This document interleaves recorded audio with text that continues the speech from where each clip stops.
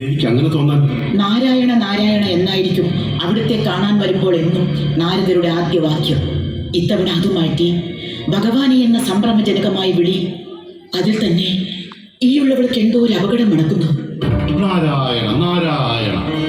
അനുചിതമായ നേരത്താണാവോ അടിയന്റെ വരവ്? നാരദർക്ക് ശിവപക്ഷം വരാൻ ഉചിതാനുചിത ഭേദങ്ങളുണ്ടോ? അല്ല, അങ്ങേക്ക് മാത്രമേ ഇത് സാധിക്കൂ. അത് അങ്ങയുടെ മാത്രം വൈഭവമാണ്.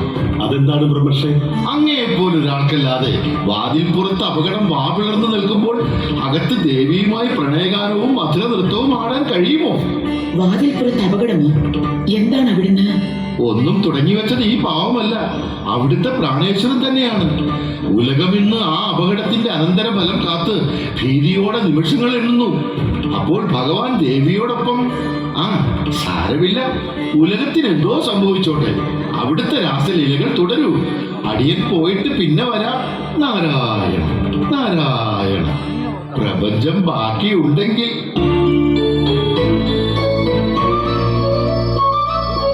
പറയൂ, എന്താണ് കാര്യം? അത് ത്രിമൂർത്തികൾ മാത്രം അറിയേണ്ടുന്ന ഒരു കാര്യമാണ്. ശിവപ്രവൃത്തിയാൽ വരാനിരിക്കുന്ന ഒരു വിഷയത്തിലെ തീരുമാനമെടുക്കൽ. അതിന് നാരദരെതിരാണ് പതറുന്നത്. പറയൂ.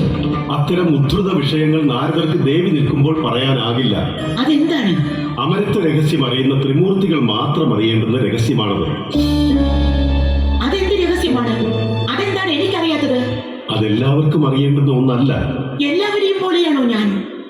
എല്ലാവരെയും പോലെയാണോ ഞാൻ? അയ്യോ, നാരദർ വീണ്ടും കലഹം കൊണ്ടുവന്നവനായല്ലോ. ഞാനിതാ മടങ്ങുന്നേ. നാരായണ നാരായണ.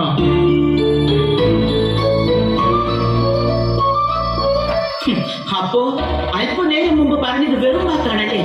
ശിവനും ശക്തിയും ഒന്നാണെന്ന്. ഒന്നാണെങ്കിൽ അങ്ങേക്കറിയുന്ന ഒന്ന് എനിക്കറിയാതെ വന്നത് എങ്ങനെ? അതല്ല, അങ്ങയേക്കാൾ കുറഞ്ഞവളാണ് ഞാനെന്ന് തോന്നുന്നുവെങ്കിൽ വരൂ, നമുക്കതിന് ആദ്യം തീരുമാനമുണ്ടാക്കാം. നാം പറഞ്ഞില്ലേ അവിടുന്ന് അല്പനേരത്തിനകം നമുക്കെതിരെ ആയുധമെടുക്കുമെന്ന്? എനിക്കതൊന്നും അറിയേണ്ടതില്ല. അമരത്വ രഹസ്യം നമുക്ക് കൂടി പകർന്നു നൽകാൻ അങ്ങേക്ക് കഴിയുന്നില്ലെങ്കിൽ സതീദേവി പണ്ട് പ്രായോപവേശം ചെയ്തതുപോലെ ഞാനും. അരുത് മഹാദേവി, പകർന്നു തരാം. അമരത്വ രഹസ്യം അവിടത്തേക്കും പകർന്നു തരാം. പക്ഷെ ഇവിടെ വെച്ച് വേണ്ട. മറ്റാരെങ്കിലും അത് കേട്ടാൽ അവരും ചിരഞ്ജീവിയാകും, ദേവതുല്യരാകും. അങ്ങനെ വന്നാൽ അത് പ്രപഞ്ച പരിപാലനത്തെ ദോഷമായി ബാധിക്കും. നമുക്കൊപ്പമുള്ള പഞ്ചഭൂതങ്ങളെ വരെ ഇവിടെ ഉപേക്ഷിച്ച് ആരുമില്ലാത്ത ഏതെങ്കിലും ഗുഹയിൽ വെച്ചാകാം.